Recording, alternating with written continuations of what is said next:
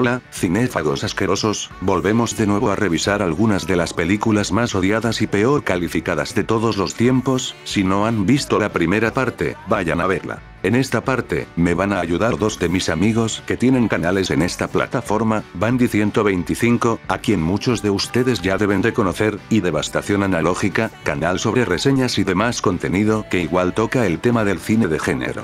Ellos estarán irrumpiendo de vez en cuando para explicar las películas, y darán una breve opinión para aportar otro punto de vista a las entradas. Después de todo, como comunidad, es lo que más podemos aportar, nuestra propia percepción sobre los filmes que nos gustan o disgustan. Pero bueno, empecemos, porque esta madre quedó más larga que la parte pasada.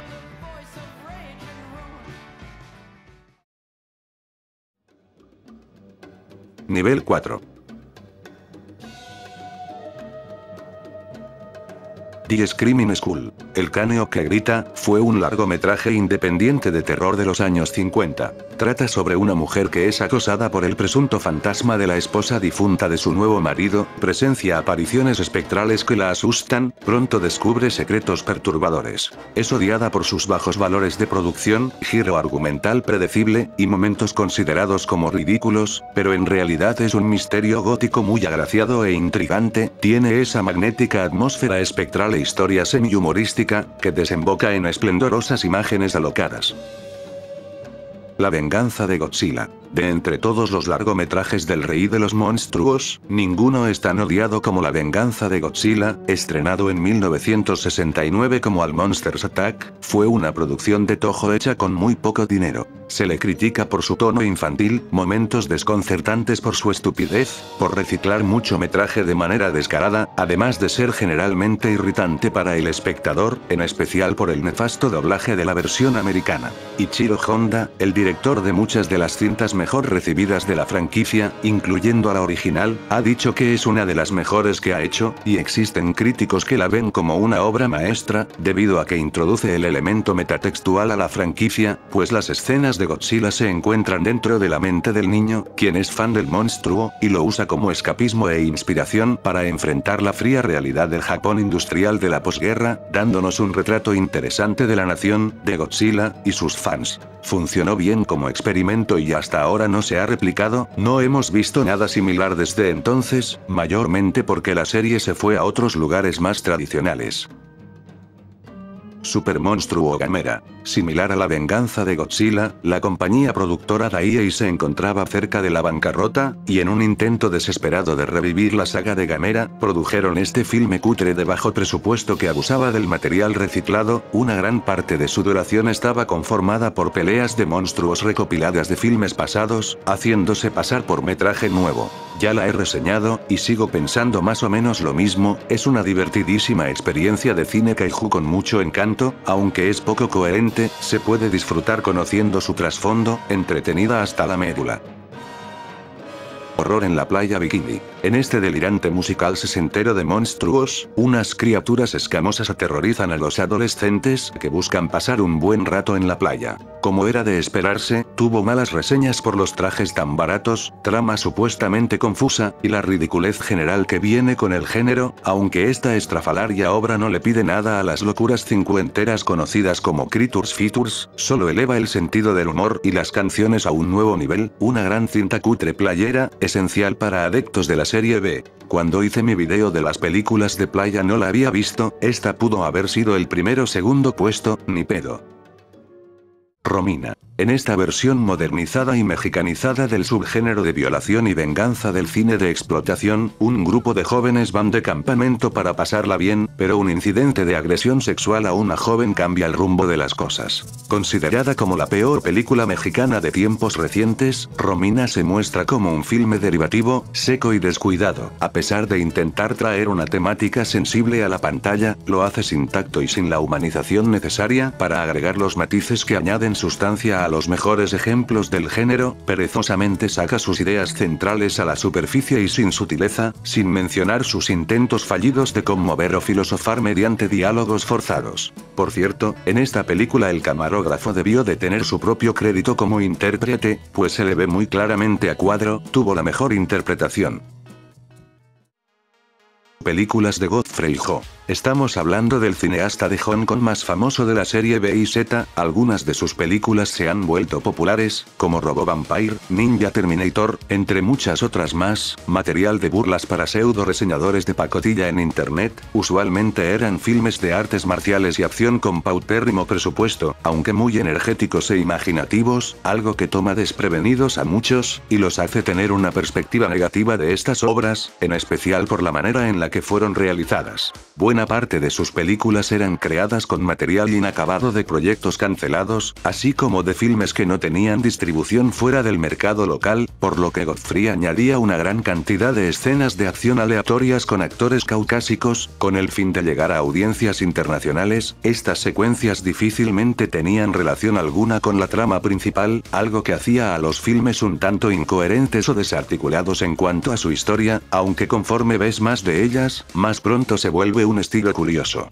La gran mayoría del tiempo, las adiciones del director eran la mejor parte. Estas escenas con ninjas coloridos eran exageradas hasta el punto de ser disfrutables, pero la razón de su efectividad radica en el hecho de que estaban dirigidas de una manera muy dinámica y libre, resultando en contundentes coreografías bien rodadas. Godfrey se ha consagrado como uno de los directores del campo más notables e interesantes. Cabe destacar que he encontrado películas que se le atribuyen a él, pero que en otras fuentes están acreditadas a otro director asiático. Hay mucha información contradictoria que no ha sido aclarada, así que algunos proyectos que se le atribuyen podrían no ser realmente suyos, incluyendo algunos filmes icónicos. Hasta ahora es un misterio.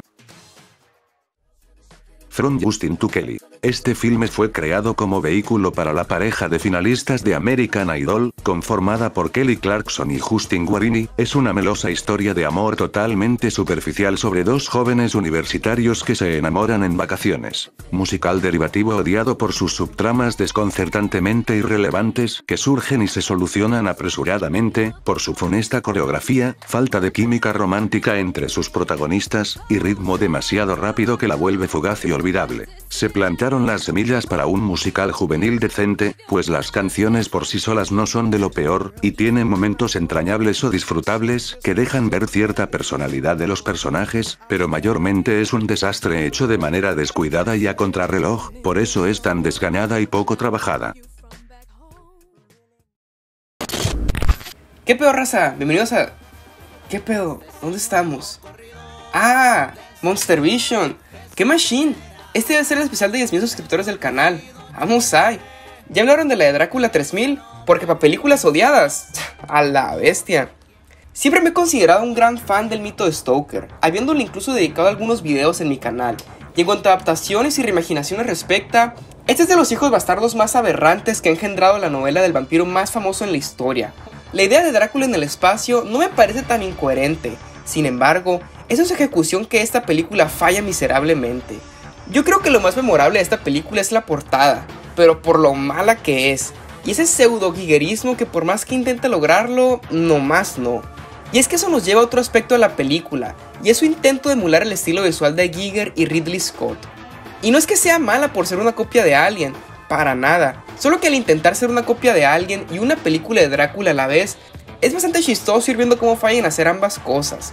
Para empezar, no por meter una bola de referencias forzadas a la historia original va a hacer que tu adaptación sea competente, y ningún Abraham Van Helsing, Arthur Holmwood, Mina Murray, y no Murray, Conde Orlok, la vuelven disfrutable en lo más mínimo, ya que los recursos cinematográficos empleados están bien zarras, los diálogos son horrendos, el argumento narrativo es totalmente inimaginativo, y los elementos vampíricos presentes están súper quemadísimos.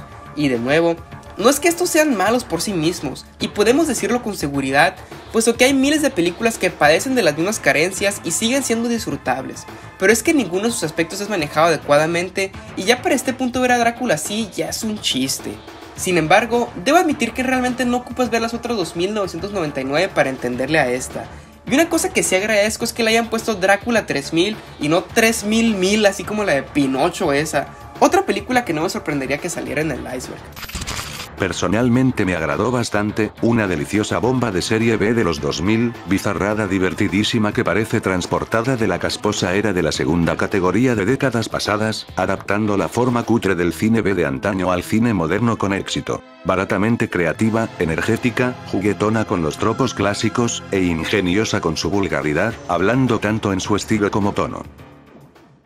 Bolero. La pareja conformada por la actriz y modelo Bo Deret, con su esposo John Deret, realizó varios largometrajes a lo largo de los 80s. Estos proyectos de vanidad explotaron el éxito de Bo como estrella de cine en 10, La Mujer Perfecta, inspirando a su esposo a ponerla frente a la cámara en sus propias producciones, siendo estas algo curiosas, pero mayormente sirven como cura para el insomnio. Primero llegó Tarzán, el hombre simio, considerada como de las peores del personaje, y posteriormente se realizó Bolero, la cual tuvo mucha más infamia, ganando numerosos Razzies. Bolero es la historia de una privilegiada mujer joven en los años 20, la cual emprende un viaje de liberación sexual alrededor del mundo, buscando al hombre ideal que le quite la virginidad. Este romance erótico falla en ser emocionante por su repelente premisa, actuaciones exageradas, desquiciado guión, escenas de sexo crudas y ejecución extraña del concepto. Hoy en día es mal calificada, muchos mencionan que debido a estas fallas, raya en ser pornografía mediocre, sin mencionar el hecho de que una actriz menor de edad aparece desnuda. Producida por Cannon Films, fue una de las películas que ocasionaron sus problemas con Metro-Goldwyn-Mayer, la cual rompió su contrato de distribución con Cannon, dejándolos un tanto mal parados. Un gato parlante. David de Cuteau, el rey gay del cine cutre, fue un cineasta de serie B que comenzó su carrera con varias joyitas de terror, aunque con el tiempo sus extravagantes obras se desviaron a campos como la pornografía homosexual, además de cintas para niños. De estas últimas hubo una que destacó, Un gato parlante, del 2013. Cuenta la historia de un gato que habla, el cual entabla conversaciones con diferentes familias en un vecindario, mejorando su vida con sus consejos y poderes. Un estrafalario ejercicio en camp moderno, utiliza todos los componentes kits disponibles para homenajear a esta atrayente sensibilidad estética. Esto está evidenciado en su dirección de arte tan ostentosa y artificial, hasta los elementos banales y trillados en su forma y relato, tal vez para crear una obra que definiría al camp actual, algo que igualmente describe a la filmografía del director. A diferencia de obras camp inferiores de hoy en día, aquí no hay molestos guiños autoconscientes, pues refleja los elementos clásicos del término, el cual requiere que la obra se pierda en sí misma sin alguna clase de autoparodia forzada que rompa la ilusión. Un objeto interesante en cuanto al camp actual, aunque por eso mismo resulta nefasta para las audiencias. Donde los muertos van a morir. El joven animador independiente, Jimmy Krimer, utilizó todos los medios disponibles, desde alucinógenos hasta pesadillas reales, para vaciar su subconsciente en esta desquiciada cinta surreal llamada Donde los muertos van a morir, estrenada en el 2012, animada, escrita, dirigida y hasta actuada por él. También compuso la música del proyecto. Es una antología grotesca de 3 episodios, que muestra a un demoníaco perro hablándole a los niños de un vecindario, desencadenando gráficas imágenes sangrientas, eventos traumáticos, horripilantes visuales de terror, así como macabros actos pervertidos, incluso involucrando a niños. A pesar de haber recibido algunas críticas positivas por parte de medios especializados en el terror y cine oscuro, su mal recibimiento general se debe a su contenido obsceno, provocador y crudo, además de su animación. No obstante, ahí radica su mayor fuerza e innovación, una mezcla entre comedia negra y terror, una exploración visceral de la miserable condición humana. Eficaz combinación entre los cantos de Maldoror, con la animación primitiva de un producto infantil de serie Z, lo que jugó a su favor, pues los movimientos rígidos de los personajes, así como sus visuales poco pulidas, la vuelven realmente inquietante. Un viaje surreal enfocado en sacar a la luz la maldad humana por medio de imágenes impactantes. Los Basuritas, la película. Creada para aprovechar el éxito de las cartas para niños del mismo nombre, la película de Los Basuritas es considerada como la cinta más repugnante que se ha realizado. En ella, un niño se encuentra con un grupo de personajes podridos y de aspecto grotesco. Estos adefesios lo ayudan a pelear en contra de sus bravucones y a conseguir a la chica de sus sueños, haciéndonos vomitar en el proceso. Debido a sus desagradables imágenes, pobres efectos, trama derivativa e incoherencia narrativa, se le considera como de las peores películas infantiles infantiles de todos los tiempos, de lo más bajo en el campo por su mal gusto sin creatividad real. Se especula que acabó con la carrera del director, pues a pesar de que no hay declaraciones o pruebas concretas, este cineasta prolífico poco después se retiró de la industria. Las películas de Paco del Toro. De entre todos los cineastas mexicanos, Paco del Toro es el más odiado y peor recibido por audiencias y críticos. Su película más reciente, Pink, El rosa no es como lo pintan, es la película mexicana peor calificada en páginas de internet. Sus filmes son percibidos como baratos, con pocos valores de producción, su puesta en escena se considera como torpe e incómoda de ver, sin mencionar su fotografía insulsa, así que cinematográficamente es juzgado negativamente por casi todos, pero sus argumentos son especialmente criticados por carecer de sofisticación narrativa tradicional, y lo que más se le reclama es que estos productos son solamente panfletos absurdos para promover sus ideas cristianas, llegando incluso a niveles controversiales. Un ejemplo es Pink, la cual iba en contra de la adopción homoparental, SIDA, síndrome de muerte, una película en contra de esta enfermedad de transmisión sexual, pero que contenía un personaje secundario homosexual, el cual se arrepiente de su estilo de vida pecaminoso y se vuelve religioso. Hizo películas en contra de la nueva era, en contra de la Santa Muerte, en contra de la pornografía, entre otras cosas. También se le conoce por hacer la película biográfica de la cantante Yuridia. A veces puede crear secuencias tan extravagantes que rayan en lo ingenioso, tiene películas que no son tan repugnantes, pero que decaen en simple propaganda religiosa, ideológicamente limitado, incluso nocivo, y como cineasta puede caer en la rutina oficialista insulsa, por más que quiere, no puede salir de lo mediocre. Salvaron el cerebro de Hitler. Ya he hablado de esta película a fondo, no es tanto una película, es más bien una extraña mezcla de dos películas baratas en una sola, creo que en mi video he dicho absolutamente todo lo que se puede decir de ella, ándale, vaya a verlo en chinga.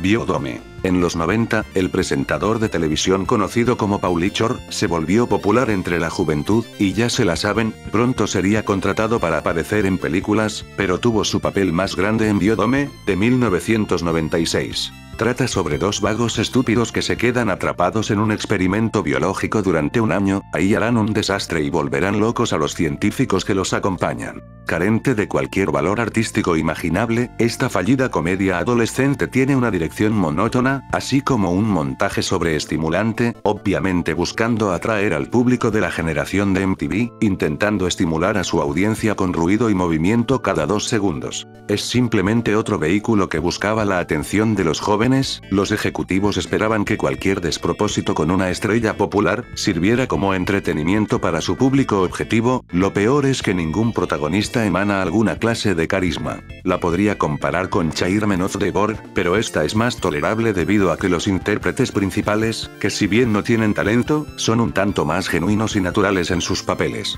Debo decir que si eligieron buenas canciones para su soundtrack, es lo mejor de este bodrio, aunque sorpresivamente, algunos niños noventeros siguen teniendo nostalgia por ella. La historia de Babe Ruth. Comúnmente añadida a listas de peores películas biográficas, así como de deportes, esta cinta muestra la vida del famoso jugador, pero de una manera tan sanitizada que llega a niveles nauseabundamente cursis. El filme se salta todos los vicios del deportista, optando por representarlo como un bobalicón ingenuo de buen corazón, además de que incorpora momentos ficticios exageradamente absurdos, como cuando lleva a un perro a un hospital común, cuando hace que un niño inválido se levante solo con saludarlo, y cura el cáncer de otro niño al hacer 2 jonrones. A pesar de que se contrató a un buen director, y de tener cierto valor de entretenimiento por parecer una parodia, logró consolidarse como una cinta inútil y patéticamente sentimental, hasta el mismo director estuvo insatisfecho con el resultado final.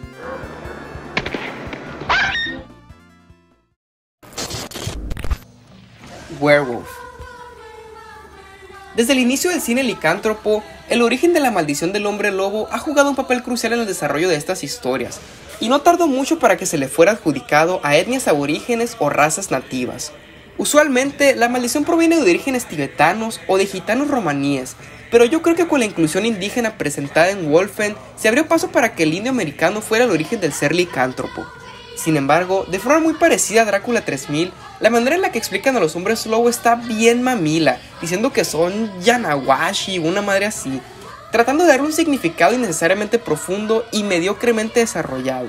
Algo así como si fueran nahuales o algo, pero güey, ¿cuándo has tenido que justificar un hombre lobo más allá de que sea un hombre lobo y ya? Digo, en Wolfen hasta eso que funciona, pero aquí drenan la magia del hombre lobo y de lo fantásticas que esas historias pueden llegar a ser simplemente por cómo lo presentan, desde su origen hasta la manera de adquirir la maldición. Yo creo que soy la única persona que le he dedicado más de 2 segundos a entender esta película, porque es completamente incomprensible e incompetente, y pudiera ser de cualquier cosa, pero al tratarse de personajes a los que les tengo tanto cariño, me frustra mucho la manera en la que son presentados.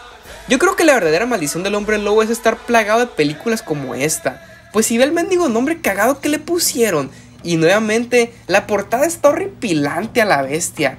La estructura narrativa está escrita con la cola, los personajes escritos con las patas, los errores de continuidad abundan como nunca y las actuaciones dejan mucho que desear. La música está horrible y me tenía arrancándome las orejas cada que sonaba el tema principal.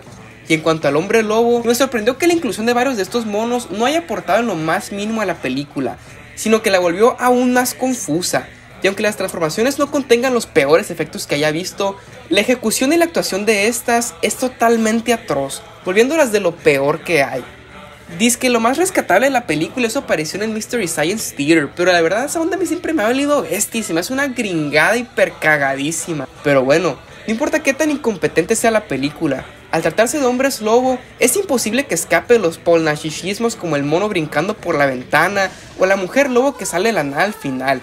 Aunque bueno, ninguna de las películas de mi tatita tiene un hombre lobo manejando. Eso sí es simplemente sublime. Yo por mi parte, la encontré como una adición curiosa al cine cutre de hombres lobo, pero algunos aspectos que pueden desorientar a la audiencia, son sus efectos especiales inconsistentes aunque siempre baratos, y una trama tan confundida, que el filme parece carecer de protagonista principal, deambula demasiado entre escenas con un hilo conductor muy débil y casi inexistente, todo con un ritmo aletargado que la vuelve pesada para muchos, aunque para otros puede ser cautivante por su forma tan excéntrica.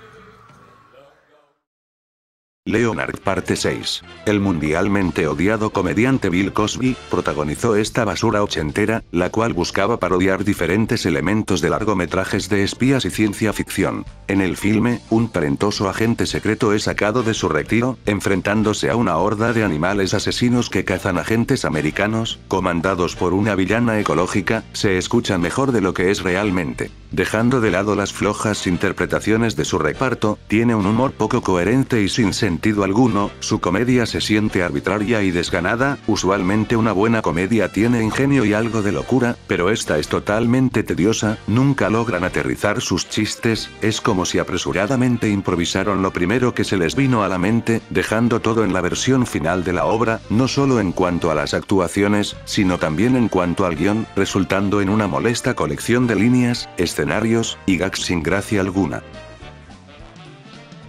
Ace Ventura Jr. De entre todas las secuelas de Jim Carrey que no tienen a Jim Carrey, una de las más odiadas es Ace Ventura Jr., del 2009, tercera parte en la saga. En esta secuela, el hijo del excéntrico detective de mascotas sigue los pasos de su padre, y debe encontrar a un bebé panda que ha sido robado, todo con el fin de rescatar a su madre, quien fue inculpada del delito. Sin importar cuánto se esfuerce el actor infantil por imitar el carisma de Carrey, todo eso se va por el caño debido a su espantoso guión, y su incompetente dirección, un despropósito mediocre. Se une a la lista de secuelas de películas que eran malas para empezar, pero que con la magia del mercado directo a vídeo o directo a la televisión, encontraron la manera de empeorar sus conceptos en todo sentido, o al menos de seguir con su estupidez. Dis, una historia sobre amor. Largometraje experimental noruego de 1995, creado por Aune Sand, una celebridad infame en los medios de Noruega, que mayormente recibió odio y más infamia por esta película. Muestra la vida de varias parejas alrededor del mundo, el filme no contiene diálogos entre personajes, presenta imágenes crudamente grabadas de locaciones urbanas, mientras los personajes recitan monólogos sobre sus pensamientos del amor. Se volvió de culto en su país de origen, mayormente por ser hecha añicos por los críticos, además de que es considerada como una película tan mala que es buena por las audiencias, fue popular por eso en ese tiempo, aunque yo no veo nada realmente risible o absurdo en la película. Ciertamente es abstracta y contemplativa, es refrescante por su acercamiento depresivo y melancólico a las relaciones, expresado apropiadamente de manera cinematográfica, pues en vez de utilizar fotografía endulzada y amena, esta es efectivamente turbia y antiestética. Tal vez por todo esto, así como por su narrativa poco tradicional, fue considerada pretenciosa hasta ganarse muchas burlas. Expulsado. Aquí podemos referirnos a dos películas, un documental y una comedia adolescente. Empecemos con el documental, Expulsado, del 2008, es una película de propaganda cristiana que arremete contra la secularización del sistema educativo americano, propone que existe una conspiración en el mundo académico, para prohibir la enseñanza de la teoría del diseño inteligente en las escuelas, supuestamente adoctrinando a los niños con la teoría de la evolución. Considerada como una simple pieza de divulgación religiosa, fue duramente criticada por sus esperadas falacias argumentales, por conseguir entrevistas con engaños, hacer acusaciones sin fundamento al ámbito académico, incluso introduciendo el elemento victimista, declara que la teoría de la evolución es comunista, fascista, neonazi, culpable del holocausto, y más barbaridades, además de que no demuestra absolutamente nada desde un punto de vista científico. Añade a eso su paupérrimo ritmo cansado, e incapacidad de engancharte con la secuencia cronológica de su material audiovisual, siempre es mencionado como de entre los peores documentales, hasta el punto en el que no es considerado como uno. Ahora vamos con la del 2014. Este plagio de experto en diversiones, protagonizado por una estrella de redes sociales, fue escrito, dirigido, y actuado por gente con nula experiencia en el campo, algo evidente en el resultado. Es sobre un estudiante bromista, el cual es suspendido de la escuela, ahora junto a sus amigos deberá de ocultarle el secreto a sus padres. Con flojas composiciones y una cansada puesta en escena, una actuación principal desabrida y obviamente realizada por un primerizo, esta banal regurgitación de tropos ochenteros se arrastra mecánicamente a través de su derivativa trama, no contiene ni un solo momento memorable o creativo, mucho menos chistoso. El lago de los muertos vivientes. Esta confusa y lenta cinta de terror europeo, fue una producción franco-española estrenada en 1981, narra la historia de un pueblo francés que es atacado por zombis alemanes, cuyos cadáveres fueron arrojados a un lago maldito durante la Segunda Guerra Mundial. Nombrada como el punto más bajo de la cinematografía de muertos vivientes, al menos en su tiempo, se volvió de culto por involucrar a dos grandes nombres del cine de género europeo. Originalmente fue escrita por el cineasta Jesús Franco, pero abandonó el proyecto debido al poco presupuesto ofrecido por el productor. Rápidamente se contrató al director Jean Rollin, quien aceptó el trabajo solamente como favor. Posteriormente, se arrepintió de haberlo hecho y borró la película de su filmografía. Odiada por su desastrosa trama, dirección sin enfoque, terrible doblaje al inglés, errores técnicos, barato maquillaje de zombies, pues este se cae durante las secuencias acuáticas, además de que se recrea demasiado en irrelevantes escenas de sexo y desnudos, resulta ser un trabajo menor en la carrera del director. Sin embargo, este le añadió cierto componente surrealista y onírico apreciable, similar a sus obras más admiradas, algo que la eleva. Mamita querida. Joan Crawford fue una estrella de cine americana, quien a pesar de gozar de una gran carrera, pronto fue decayendo con el tiempo, hasta llegar a la serie B. En 1978, su hija adoptiva publicó un libro que exponía el maltrato que sufrió a manos de la estrella. Fue contundente en su tiempo, a pesar de que mucha gente cercana a la actriz ha negado las acusaciones del libro. No obstante, fue tan popular que se hizo una película sobre el tema. Poco después de su estreno en 1981, el filme se volvió una burla, añadida a listas de peores películas jamás hechas. Muchos destacaron su desconcertante narrativa, además de que los críticos consideraron demasiado exagerada la actuación de Faye Dunaway como Crawford. Otros dijeron que la cinta era demasiado extrema, terminando en ser agobiantemente depresiva, e incluso incómoda de ver, y con bastante razón, pues la cinta contiene unas cuantas intensas escenas de maltrato infantil. Pronto tuvo un seguimiento de culto por parte de drag queens que se burlaban de ella, imitando a la actriz principal, hasta el punto de que la publicidad tuvo que ser cambiada para explotar esa infamia, aunque hoy en día ha tenido cierta reevaluación. siendo de corte similar a los otros impresionantes dramas realistas del director, Frank Perry. Mami querida opta por emplear la estética telenovelesca de clase alta, y resulta ser una absorbente cinta con riqueza psicológica. En el centro de ella está la excelente Faye Dunaway, entregándonos una potente actuación, que se aleja de ser exagerada, debido a los honestos sentimientos de sufrimiento y frustración palpables en la interpretación. Independientemente de si el director usó al proyecto para explorar temas de su interés, o de si vio algo de potencial en este, creo que hizo un gran trabajo en darnos una desgarradora y memorable joya.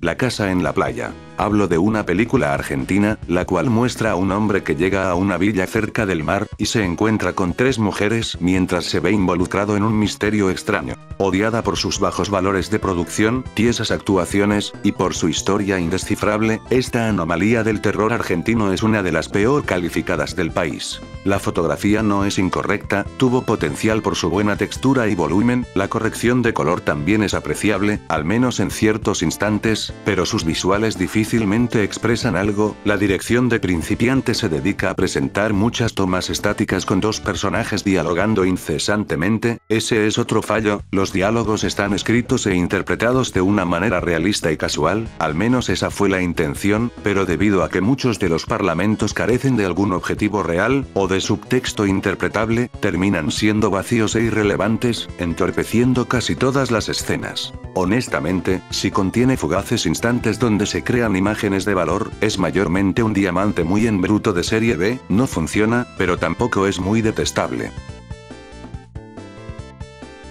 Hola mi bola de chingüengüenchones, aquí su cajeto tío Bandy, trayéndoles una pequeña aportación al iceberg de Monstervicio. Aquí hablaremos sobre los hermanos Badilla. Hablando en general, son 2 hermanos chilenos, que impactaron las grandes pantallas de su nación, tanto para bien como para mal. Sebastián y Gonzalo Badilla, más conocidos en el medio como los hermanos Badilla, llegaron a salas de cines con la cinta El Limpia Piscinas, la cual era una comedia ligera, la cual presentaría una buena aceptación, pero a su vez críticas bastante malas, algo que se repetiría en todas sus cintas, siendo constantemente atacadas por puntos que solo el público de gusto mucho más desarrollado, o gente que no son familias buscando pasar el rato, podrían criticar.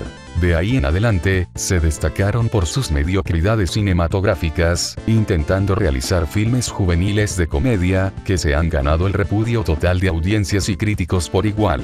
Escenas antinaturales, publicidad grotescamente puesta a cámara de tal forma que se siente muy forzada, añadiendo más antinaturalidad, protagonistas para nada graciosos que viven de hacer el mismo personaje siempre, y para rematar tramas meramente mediocres que ni intentando ser, entre comillas, diferentes, logran dejar un sentimiento de que al menos se intentó una clase de experimentación.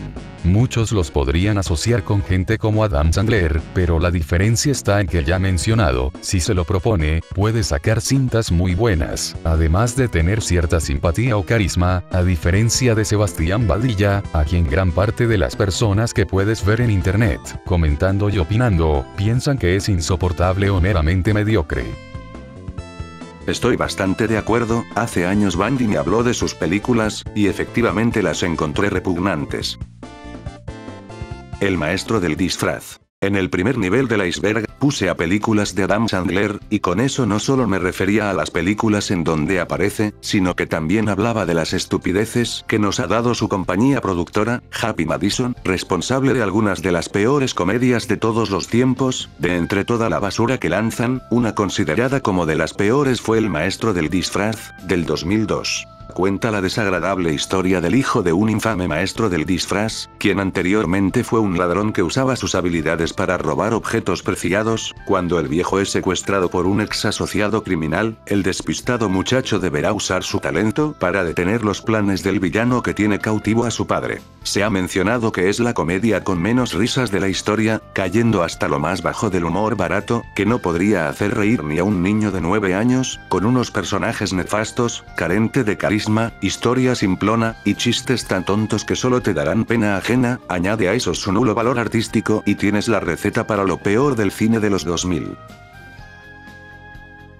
Insólito destino. comedia romántica del año 2002, dirigida por Guy Ritchie, y protagonizada por la esposa de este director en ese tiempo, la cantante Madonna. Es un refrito hollywoodense de la película italiana de 1974, Insólito destino de verano, un impactante filme de la directora Lina Wertmüller. Después de su estreno, el remake fue bombardeado con una cantidad asombrosa de reseñas negativas, debido a la terrible dirección y actuaciones funestas, además de su risible seriedad romántica. La primera película era una densa exploración con un lente feminista de la lucha entre las clases sociales, ideologías políticas, y la naturaleza humana que busca subyugar y oprimir a otros, sin mencionar la dura crítica al lugar de la mujer en los sistemas políticos. Mientras que en el refrito, todo eso es dejado atrás por un calco superficial de la trama de la original, vendiéndose como una comedia romántica sin chiste, cuando en realidad el romance de la primera era tan absurdo y apresurado que ese era el punto. La ironía era un aspecto importante en las obras de la autora original, sin mencionar que la violencia sexual ahora carece del comentario social que la respaldaba, por lo que termina siendo aberrante.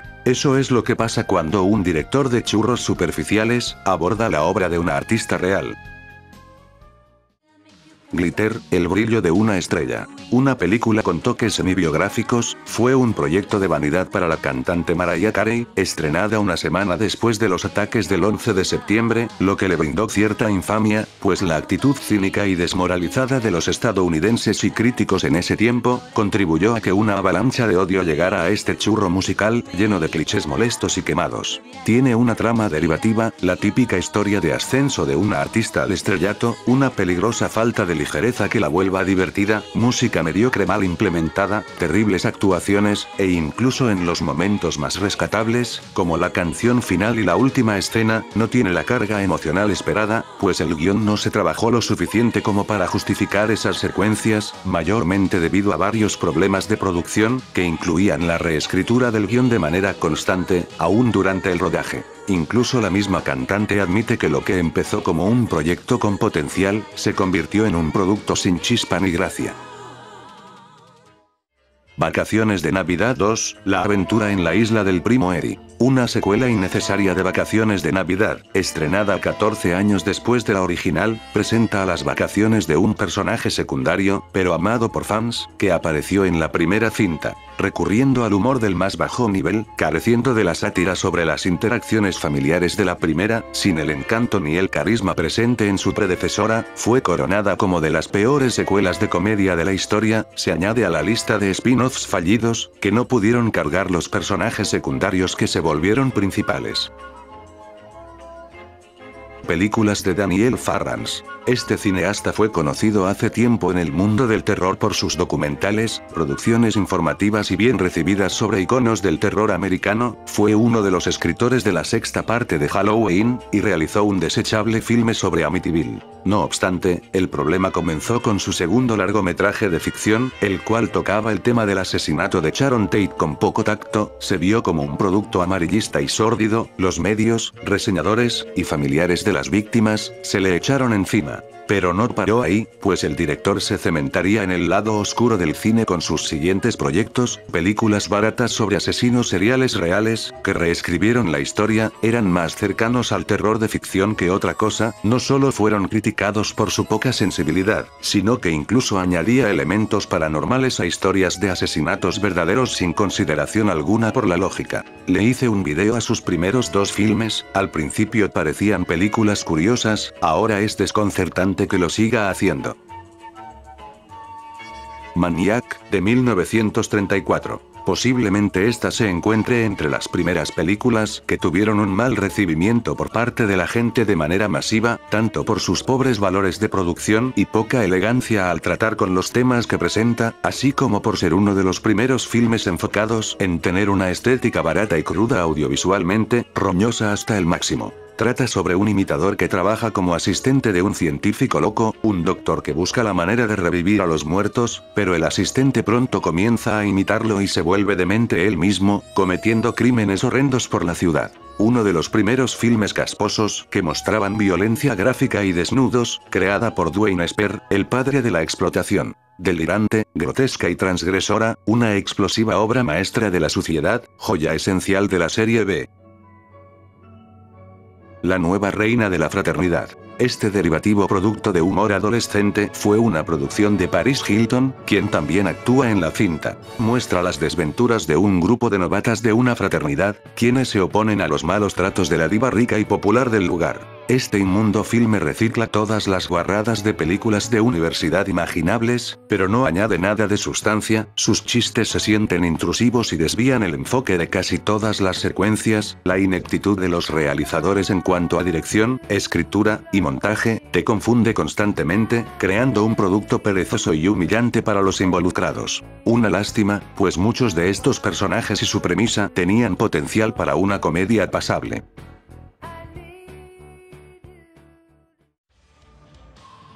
Nivel 5.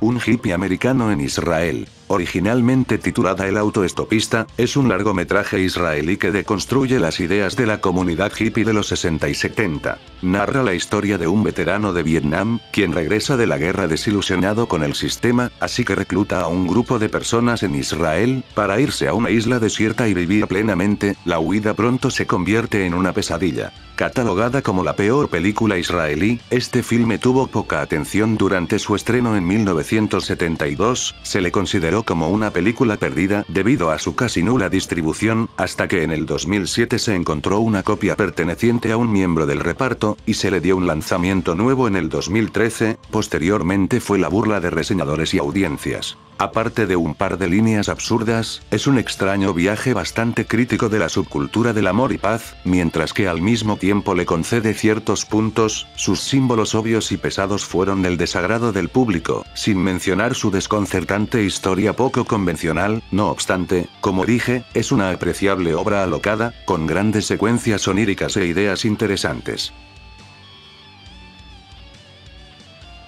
Guardianes. Durante el auge de las películas de superhéroes, otros países no se quisieron quedar atrás, y Rusia confeccionó este plagio de Los Vengadores, Guardianes de la Galaxia, y Escuadrón Suicida en un solo paquete. Nos cuenta la historia de un grupo de personas con poderes sobrehumanos, reclutados por el gobierno ruso para enfrentar a un poderoso supervillano que amenaza al mundo. A pesar de que a primera instancia parece una rareza disfrutable, la verdad es que este mockbuster es olvidable y tedioso, plagiando hasta la fórmula y la acción monótona de las cintas de este tipo, pero todo sin creatividad y con personajes vacíos. Fue un fracaso en taquilla, y se la comieron los críticos rusos, a pesar de su popularidad internacional. Black Christmas. Encontramos a otra obra propagandística que se disfraza bajo el género de terror para exponer su ideología, un panfleto reduccionista y sin sentido con ideología sesgada que ni siquiera se le puede llamar liberal o de izquierda, por respeto a las personas cuerdas que pertenecen a ese espectro político. Navidades Negras entró en el primer lugar de mi video sobre peores películas navideñas, es una regurgitación de argumentos nefastos, exponiendo sus mensajes sin alguna pizca de sutileza ni de honestidad intelectual, además de fallar en crear tensión, o en tan siquiera ser entretenida. Causó una polémica en el mundo del cine de terror, pues obligó a uno de sus exponentes, Joe Briggs, a tuitear sobre las supuestas intenciones de los grandes cineastas al realizar una película, argumentando que ninguno de los maestros del cine tenían mensajes forzados en sus películas, lo que inauguró un debate sobre la manera de presentar ideas en el cine. Otros argumentaron que los grandes directores siempre han tenido mensajes en sus cintas, incluso criticando a la misma serie B por parecerles trivial o por carecer de mensajes. Algo bastante común es confundir mensajes obvios y simples en películas, en vez de ver al cine como el medio artístico audiovisual que expresa la personalidad de un cineasta sin intenciones pretenciosas. A muchos les interesa más el refinamiento de lo técnico y las temáticas pseudo-intelectuales, en vez de las psicologías expresadas por el cine puro. Es decir, les interesan más los tecnicismos y los discursos pretenciosos, que una visión del mundo expresada por una persona con ideas honestas e interesantes. Solo los voy a dejar con una cita del cineasta Jean Renoir, quien explicó lo que quiso decir Joe Briggs, pero con otras palabras. El verdadero artista habla de sí mismo completamente, con una sinceridad perfecta, pero sin saberlo. A pesar de sí mismo, está transmitiendo un mensaje. Si comienza su trabajo explicándose a sí mismo, voy a entregar un gran mensaje, probablemente no entregue nada en absoluto. De Jotian de Noti. Durante la década en la que recibió mucho odio en los medios, la celebridad Paris Hilton estelarizó en algunas comedias asquerosas, siendo la peor esta, lanzada en el año 2008. Va sobre un chico que busca conseguirle novio a la amiga fea de la chica de sus sueños, todo con el fin de estar cerca de la guapa y ganar su corazón. Con su premisa regresiva y superficial, su humor predeciblemente grotesco y vulgar pero para nada gracioso, además de sus personajes irritantes, se ganó de una tormenta de malas reseñas en todas las plataformas de calificaciones imaginables, además de que fue un fracaso en taquilla. Snuff, el ángel de la muerte. La película que solo se pudo haber hecho en Sudamérica, donde la vida es barata. Así se vendía a este filme de explotación, originalmente titulado La Masacre, y rodado en Argentina, después fue comprado por un sórdido productor de cine, el cual tomó una extraña estrategia de marketing, declarando que contenía muertes reales frente a la cámara. La película es un familiar, pero apreciable viaje sucio por la era de la contracultura setentera en Occidente, que presenta a una serie de asesinatos cometidos por un culto motociclista. La escena final rompe la cuarta pared y se asesina a una actriz. No solo es muy falso, sino que es una obvia adición de último minuto. No se preocupen por su mal recibimiento, es una divertida y aprovechable cinta cutre Grindhouse, explotación dura y sin concesiones. Ladies and gentlemen, the bloodiest thing that ever happened in front of a camera. Snuff.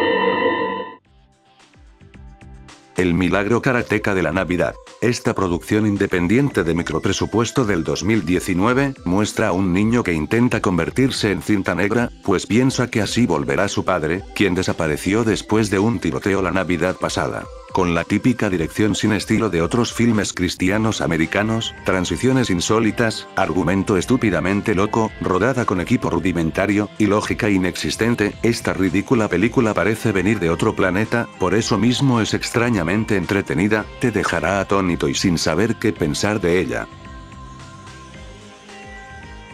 Películas de tiburones. Casi cualquier película de tiburones asesinos es mal recibida, debido a la inherente premisa absurda y tono burlesco de estas, pero para el iceberg voy a mencionar a un puñado de ellas que son especialmente criticadas. Psycho Shark. Tiburón psicótico, también conocida por el título de Tiburón en Japón, es una cinta japonesa del 2009, que muestra a unas chicas que se pierden vacacionando en una isla, ahí conocen a un chico que las ayuda, pero nada es lo que parece. Este insólito filme desconcertó a las audiencias, debido a que es casi totalmente diferente a las otras producciones de tiburones, enfocándose en un argumento simple y deambulante, grabado tanto de manera tradicional como con cámaras caseras, confundiendo a quienes esperaban una trama tradicional y acción de tiburones, particularmente porque el tiburón no aparece sino hasta la mitad de la película, y no sale completo hasta los últimos 2 minutos. La película en su forma y contenido posiblemente trate con el tema de la explotación sexual, que sufren muchas chicas a manos de la industria de la pornografía y la sexualización en la industria clandestina del porno, algo que tiene sentido considerando todos los componentes de su relato y el país de origen de la película, sus planos voyeristas, y los planos estáticos con un encuadre similar a cámaras de seguridad que simulan vigilar a las protagonistas, siendo las secuencias oníricas una manera de expresar el miedo o las represalias psicológicas, de formar parte de esos proyectos, y el tiburón representando a la industria,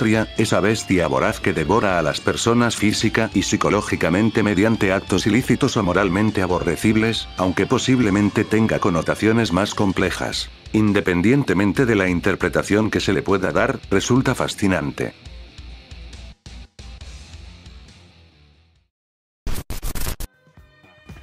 Calígula. Muchos consideran a Calígula la película más controversial de su tiempo, y ha orillado a casi toda la producción que estuvo involucrada a querer deslindarse por completo de esta película. Casi ninguna persona que formó parte de esta producción reconoce que siquiera fue parte de ella, así como David Lynch con Dunas. Cualquier persona que vea la versión censurada ni siquiera le va a pasar por la cabeza porque esta es una de las películas más odiadas de la historia, pero para los amantes del cine de serie B se darán cuenta que la versión original no deja nada a la imaginación.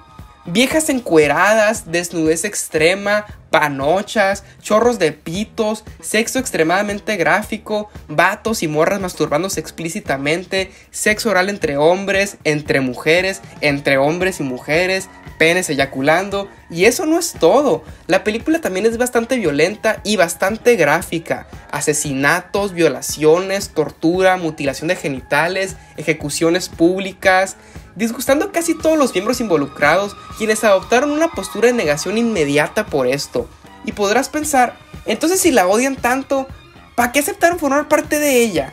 Y es que como todas las películas que comparten destinos parecidos, como David Lynch con Dunas, Calígula también se vio involucrada en una serie de engaños que consistieron en prometer una cosa y entregar otra.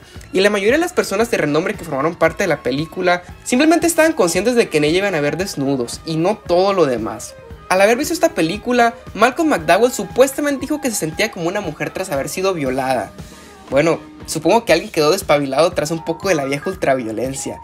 E incluso dio un mensaje bastante directo de no ir a ver esta película, describiéndola como basura repugnante, absolutamente inservible y disgustante. Debido a esto, la versión sin editar se volvió un tanto escasa, pero ahora que es más accesible, espero que su reputación no impida a nuevas personas acercarse a ella, puesto que es visualmente hermosa, con una producción súper cañona.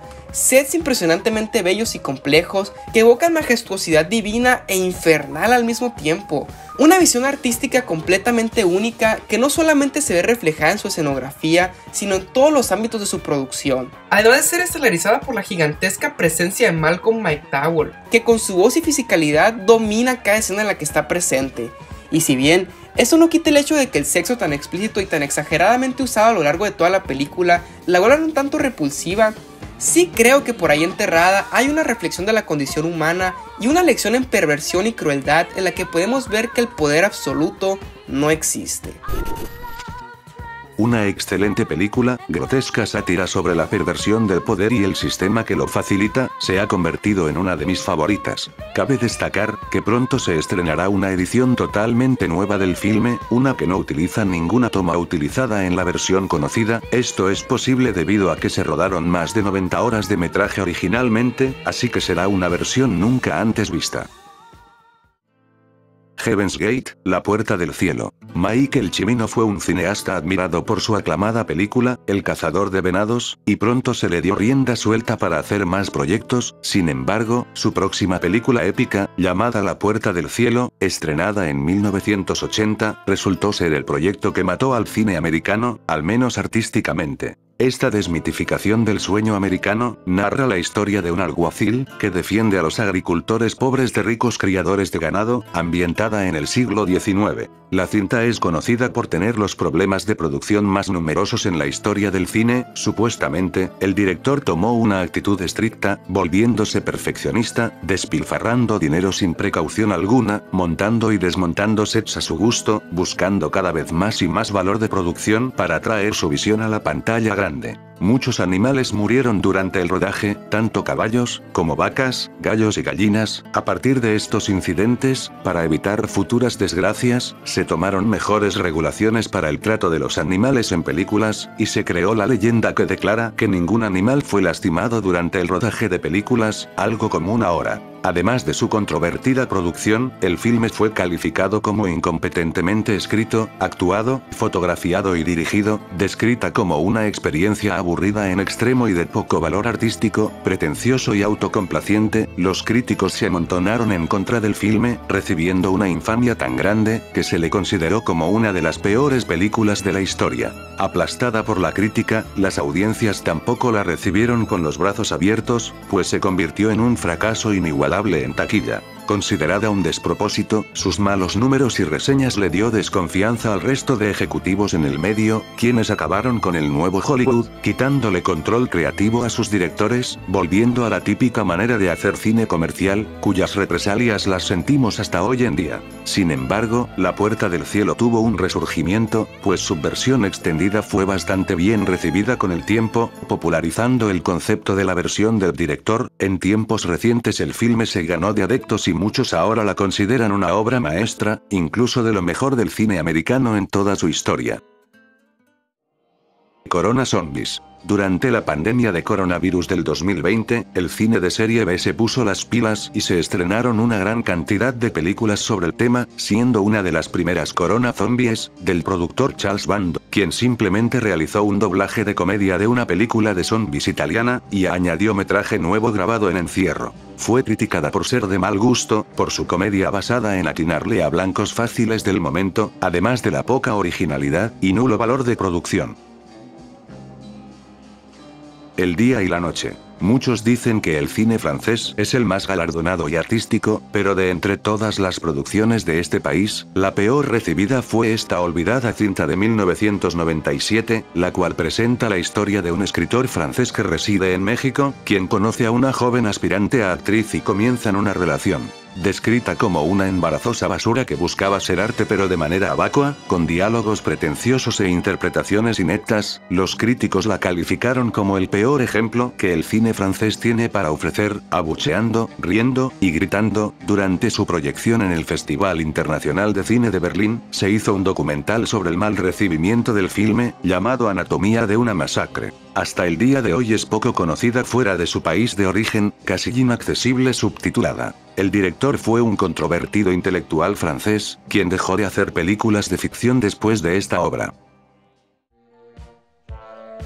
Sé quién me mató. Justo en medio de las controversias de la popular actriz Lindsay Lohan, se estrenó este largometraje de suspenso, golpeado por críticos sin piedad alguna. En la película, una prometedora estudiante es secuestrada y torturada por un asesino maniático, ella de pronto aparece viva, sin embargo, la chica asegura ser otra persona totalmente diferente a la víctima, lo que sorprende a las autoridades y seres amados de la mujer. Un superlativo thriller adolescente con temas interesantes pero no muy redondo, se alarga demasiado pero no es de lo peor, tiene una premisa intrigante, un buen entendimiento del lenguaje cinematográfico, y su guión solo necesitaba otra pasada para funcionar totalmente, incluso contiene sobresalientes secuencias de terror bien construidas, se nota la influencia de los deschavetados giallos setenteros, tanto por su forma similar, su estética extravagante, despampanantes giros de trama, así como por su sordidez y violencia brutal, algo que de seguro los críticos del momento no comprendían, sin mencionar el odio acumulado a la actriz principal. No merece ser calificada como de las peores, posiblemente sea el mejor filme giallo de años recientes.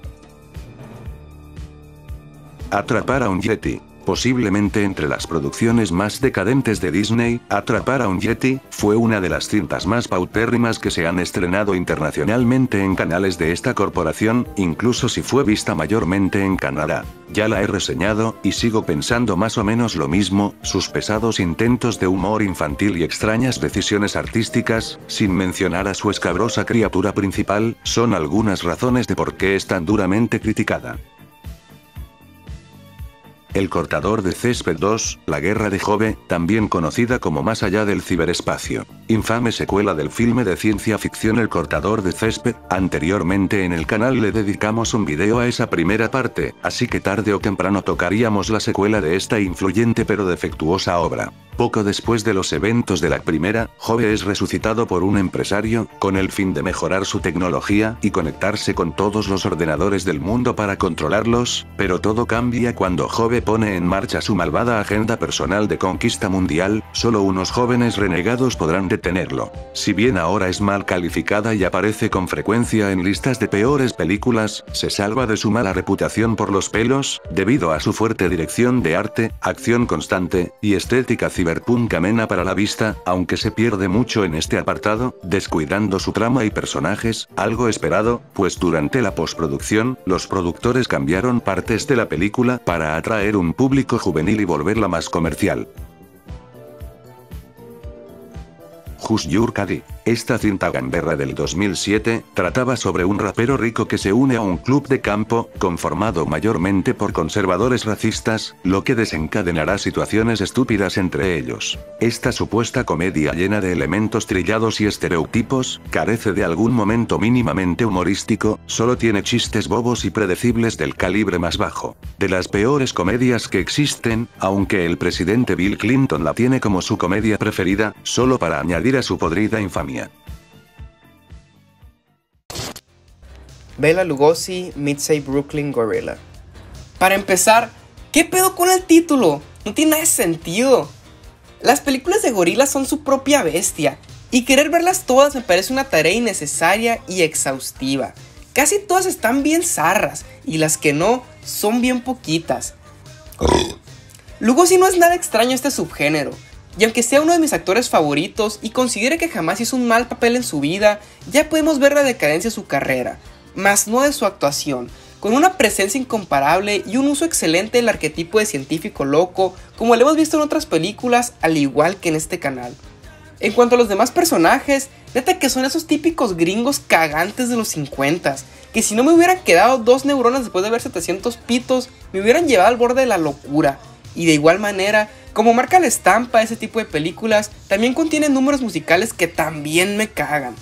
Definitivamente aparte de Lugosi, el único personaje que tiene carisma es la Changuita. Y el gorila, la neta, si ya viste Bob Esponja, ya viste todas las películas de estas. Lo peor de todo es que al final de la película todo fue un sueño.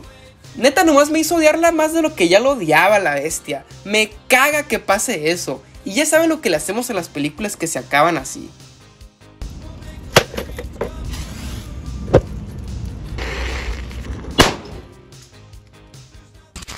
Efectivamente, pinche película toda pendeja, aunque la odié más la primera vez que la vi, ya la segunda vez se me hizo más pasable. Cabe mencionar que fue muy polémica debido a que los dos protagonistas principales eran imitadores descarados de Jerry Lewis y Dean Martin, así que esta película fue pensada para ser una versión de bajo presupuesto con un tono y secuencias similares a películas del dúo de comedia al que le copiaban, causando bastante descontento a Jerry Lewis. Freddy Got Fingered. Tom Green resultó ser una figura mediática importante para la juventud en los 2000s, sus disparatados segmentos en la televisión y su popular película, Viaje Censurado, le habían dado la oportunidad de que las grandes productoras lo buscaran para crear un filme, de este esperaban lo mismo visto en aquellas comedias juveniles, rebeldía, patinetas, y escenas osadas o subidas de tono. En respuesta, Tom crea Freddy Got Fingered, la cual resultó ser eso, pero en un increíble exceso, una sobredosis de ello, tanto así que fue considerada como simplemente mala y aborrecible durante años. Trata sobre un joven artista que es aspirante a caricaturista, pero es rechazado secamente, al mismo tiempo encuentra el amor, y busca ganarse la aprobación de su padre. Personajes molestos, raros y densos, escenas sumamente histriónicas y una trama tan bizarra, que simplemente te hace decir que aquí la única broma fuiste tú todo este tiempo, lo que de hecho puede ser más cierto de lo que se piensa. Con escenas sin sentido, estupidez general, asquerosas secuencias con zoofilia, mutilaciones, violencia explícita pero cruda, y referencias turbias al abuso infantil, resulta repelente para muchos que esperan una comedia del montón. La película, más que ser tomada como una cinta de comedia ligera, lo que busca es hacer una gran burla de este tipo de obras juveniles. Vemos una burla sobreexagerada en el personaje principal y sus entornos, como sus familias, o sus dramas personales, también escenas obscenas y grotescas sin sentido, con todo el afán de que te saques de onda, y un entorno molesto que parodia muy bien el mundo tan nefasto del cual millones de películas así se suelen rodear, siendo ejemplos las películas gamberras comunes de esos años, incluso satirizando muchos elementos de ellas. En general el propósito de ella es que la odies por lo estúpida y repulsiva que es, o la ames por lo mismo, así como muchos de los productos transgresores con los cuales Green tuvo acostumbrados a sus fans. Esta madre es una de las mejores comedias que existen, un cague de risa de principio a fin, de mis comedias favoritas, y la única comedia gamberra asquerosa que sí da risa. Doncellas de Fuego del Espacio Exterior. Antes de que Plan 9 fuese la película de ciencia ficción más odiada de los 50, Doncellas de Fuego del Espacio Exterior, estrenada en 1956, fue probablemente la más barata e insípidamente casposa de su tiempo, al menos según los críticos. La historia nos presenta a unos astronautas que aterrizaron en una luna de Júpiter. Esta luna está habitada por un grupo de mujeres, las únicas sobrevivientes de su civilización, viven resguardadas de un feroz monstruo que las acecha fuera de las paredes de su ciudad. plagada de escenas lentas rodadas en planos maestros de larga duración, la baratez se desborda de la pantalla debido a sus limitadas locaciones, largas secuencias de baile, efectos especiales rudimentarios, y despreocupación total por la diégesis, rompiendo cualquier tipo de ilusión que puede presentar un filme de ciencia ficción. Incluso se ve pasar un automóvil contemporáneo en el supuesto planeta extraño, sin mencionar que solo pudieron aplicarle maquillaje a la cabeza del monstruo, resolviendo el resto del cuerpo con un atuendo negro simplemente. Maravillosa obra cutre con esa atracción hipnotizante de las producciones de micropresupuesto de su índole, ingeniosa, experimental en su forma libre, misteriosa, divertida y asombrosa desde el primer fotograma. Aullidos 7. Se trata de la séptima parte de la controversial saga de Aullidos, y se le considera como de las peores películas de terror que se han hecho, por su casposidad máxima. Ya la reseñé en un video donde hablo de las otras películas también, vayan a verlo, apúrense hijos de su puta madre. La profecía de Trump, basada en una historia real, muestra a un bombero con síndrome de estrés postraumático, que recibe un mensaje divino, el cual dice que Donald Trump será el presidente salvador de los cristianos y de Estados Unidos. De las peores películas de todos los tiempos, esta propaganda cristiana falla rotundamente en todos los aspectos, hasta los fanáticos del expresidente se ofenderán por lo mal construida que está la cinta, el ejemplo perfecto de la bancarrota artística, hecha de la manera más desabrida e inexpresiva posible, tanto en su forma como en sus blandas interpretaciones. Vemos a demonios hechos por computadora, una esfera de luz que da la profecía, secuencias de montaje sobre veteranos, entrevistas sobre el cristianismo en Estados Unidos, y no, estos dos últimos no tienen relación con la trama principal, son adiciones intrusivas que salen de la nada, es un monótono intento desesperado de confeccionar el panfleto americano religioso más efectivo, pero es tan inepta que no consigue ser nada más que una burla. No, no se trata de una parodia, al menos nada apunta a que este sea el caso. No es la última película de esta lista con Trump, ya veremos más en el futuro, incluso en este mismo vídeo. The Misty Green Sky. Extraña y primitiva animación por computadora que fue estrenada en el 2016, es una historia de ciencia ficción, en la que un habitante de un alejado planeta, cuestiona todo lo que se le ha enseñado, ganó popularidad por ser añadida a plataformas oficiales como Amazon Prime. Muchas veces mencionada como de las peores películas animadas actuales, debido a su rígida animación, texturas simples y poco pulidas, además de los diseños genéricos de sus personajes, todo esto le da un aura etérea a esta bizarra obra sin presupuesto. Si bien tiene historia con potencial, muchos la consideran como un mero intento de pornografía en animación 3D, debido a sus insólitas escenas sexuales y fetichistas. Los fantasmas no pueden hacerlo. Volvemos con la parejita de Bo Derek y John Derek, quienes nos traen su peor película. Este drama romántico de fantasía se estrenó en 1989, y se volvió un legendario churro. Trata sobre un rico hombre viejo que tiene como pareja a una mujer 30 años más joven que él. El viejo tiene un ataque cardíaco y se suicida debido a que no puede tener sexo con ella, vuelve como un fantasma, y le habla a su esposa, planeando la muerte de un hombre joven a quien pueda poseer para estar de nuevo con ella en vida. Esta somnífera producción barata, falló con la crítica y en la taquilla por sus insípidas interpretaciones, bajo valor de producción, transiciones desarticuladas entre escenas, historia mezquina y moral nefasta. El punto más bajo de la cinematografía ochentera, curiosamente, tiene un cameo de Donald Trump, algo que ahora le genera más burlas. Highlander 2 y Highlander 5. La saga de Highlander empezó con la película homónima de 1986, la cual mostraba a guerreros inmortales que solo pueden morir si son decapitados, y pelean una guerra entre ellos a través del espacio y tiempo, solo uno puede quedar al final. No fue muy taquillera, aunque se volvió de culto con el tiempo, y se convirtió en una franquicia completa. La segunda parte, Highlander 2, el duelo final, de 1991, es mencionada como de las peores secuelas jamás hechas. Contradice mucho de lo ya establecido en la primera, transformando a los inmortales en alienígenas. No solo resulta innecesaria, sino que por su trama sin sentido, edición fatigante y absurdas escenas de comedia que desentonan con el resto del filme, fue duramente reseñada por críticos. Su marca en la cultura popular fue como objeto de referencia en cuanto a las malas secuelas. El odio fue tanto, que se hicieron versiones posteriores para arreglarla, y hoy en día la versión más accesible es la del corte del director, la cual removía las contradicciones contradicciones y mejoraba la historia, pasando de una duración de 85 minutos a 109. No obstante, según fanáticos, esta no es la peor de la serie. Después de un puñado de secuelas y series que iban de malas a mediocres, en el 2007 se estrenó la quinta parte, Highlander 5, La Fuente, la cual fue directo a televisión para el canal Sci-Fi. Fue calificada negativamente por sus baratos efectos por computadora, presentando escenas con una pantalla verde muy evidentemente artificial, además de su trama super explotada sobre un futuro distópico y postapocalíptico. Hay puntos en los que se torna entretenida y hasta algo desastrosa, tanto visualmente como conceptualmente hay cosas con potencial, pero es mayormente seca, tediosa y predecible, en el mejor de los casos te causa indiferencia total por su historia banal.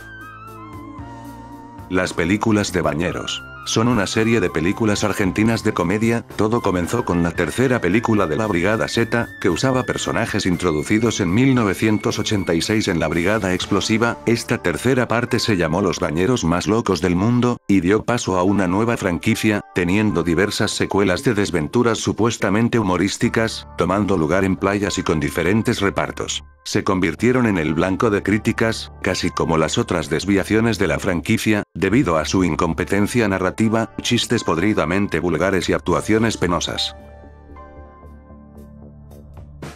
Un lugar para los amantes. El reconocido cineasta, Vittorio De Sica, fue popular por sus obras maestras del neorrealismo italiano, como Ladrón de bicicletas, y Umberto D. No obstante, su romance de 1968, Un refugio para el amor, también conocido como Un lugar para los amantes, fue añadida a las listas de peores películas de la historia por críticos y autores. Explora el romance entre una diseñadora americana y un ingeniero italiano, el cual ignora la terrible enfermedad que aflige a su amada. Golpeada por su melodrama forzado, actuaciones intolerables que vuelven poco verosímiles a los personajes, además de su poca consideración por el realismo, creando un mundo extraño en el que nada es creíble, aunque su manera de cortar el romance meloso con la incertidumbre que sienten los personajes en cuanto a la relación, y la percepción que tienen uno del otro, le da al romance un poco más de profundidad. Muchos la tachan de pretenciosa y superficial, aunque no es tan odiada hoy en día, tampoco se queda sin sus detractores, está mayormente olvidada. Tamsin Itson. A pesar de que David Winters nos dio entradas aprovechables al cine de género, como la última película de terror, Space Mutiny, y Trachin, en sus últimos años, el coreógrafo que se convirtió en director, realizó este filme sobre su pasión principal, el baile. En la cinta, una chica rica y un trabajador de un hotel se enamoran, ambos están interesados en el mundo del baile, y terminan participando en un concurso. ¿Qué pasaría si agarras a Birdemic y la juntas con From Justin to Kelly? Pues obtienes esta delirante pieza cursi, reutilizando todos los clichés cansinos y melodramáticos de películas de baile, con una ingenuidad sorprendente, para crear una molesta e incómodamente actuada obra. You don't know a single thing about dancing. Oh no?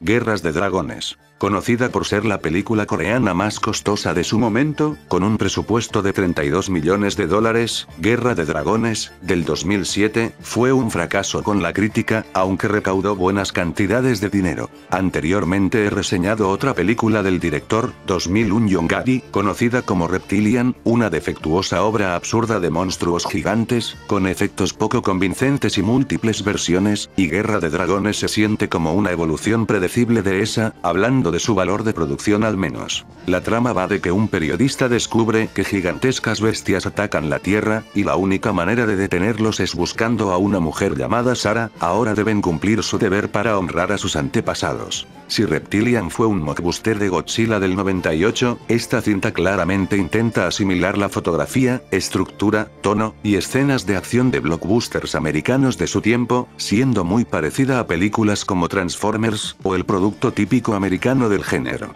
Lamentablemente, no funciona debido a su narrativa poco fluida e incómodamente construida, recae en extensos diálogos explicativos que desembocan en analepsis dentro de analepsis, además de que su trama derivativa y personajes unidimensionales no le ayudan. Si bien presenta acción de monstruos ligeramente más original que el producto comercial americano promedio, sigue siendo ridícula y genérica. Le faltaba un guión más redondo y mejor dirección, pero es una curiosidad amena que se ve fácil un domingo por la tarde. El parque de atracciones de la momia. Este despampanante filme italiano del año 2000, es una de las bizarradas casposas de Álvaro Paseri, y justo como sus otras películas, es odiada por llegar a un extremo de locura poco digerible para las audiencias. La trama va de que se construye un parque de atracciones sobre una ciudad egipcia, pronto las momias toman venganza sobre quienes han profanado su lugar sagrado. Orgullosa de su artificialidad, con un potente amor por la falsedad y los componentes irreales del cine de género, este fantasioso filme es una montaña rusa de cine barato, preocupada por entregar una experiencia plenamente de serie B con mucha energía, diseño de producción y efectos especiales cutres, pero elaborados y bien trabajados, además de una eficaz dirección vigorosa, que la llena de vida y personalidad.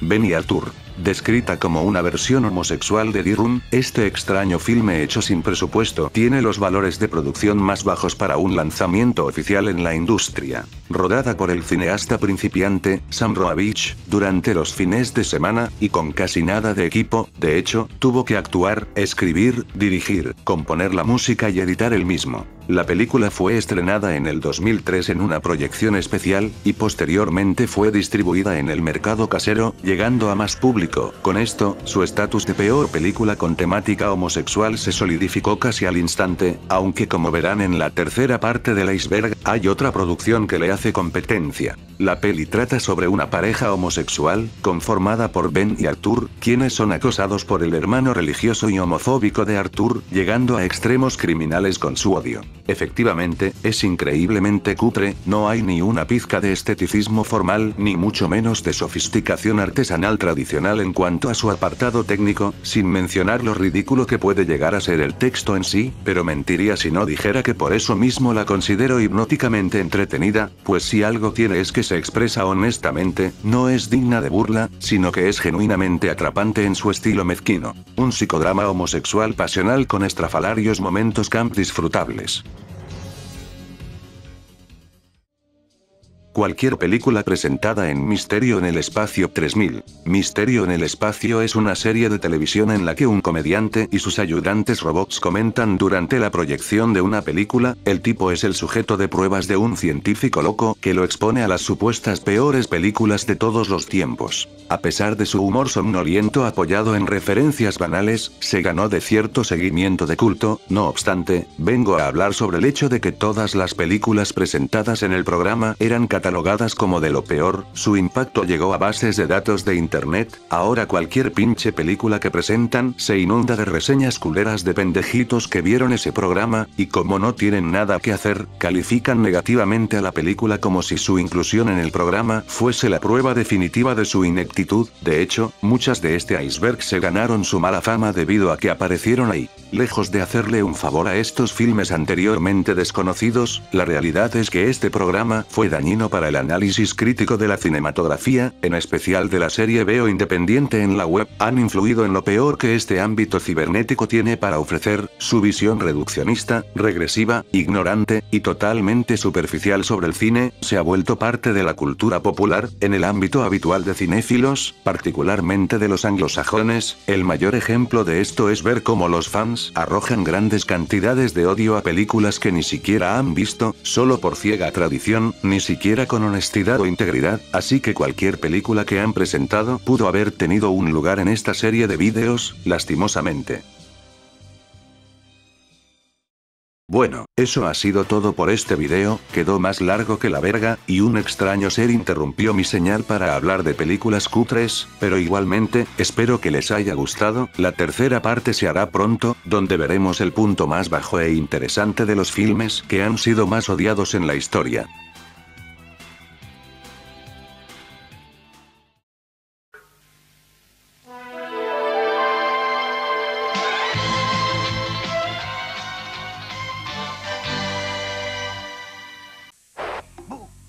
Adjust your television set. Monster Vision takes over TNT for an all-night excursion into the outer limits.